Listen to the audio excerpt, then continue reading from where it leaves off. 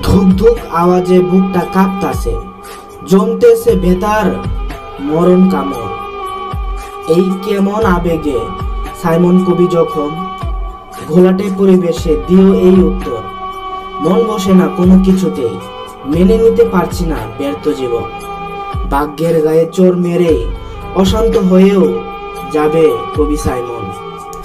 আমার আবেগে কাঁপবে আসমান জমিন, রঙিন হবে অসংখ্য মেঘমালা। তুমি তো থাকবেই না অন্যের হলে, ভুলবো কি এভাবেই কত গত হবে বেলা।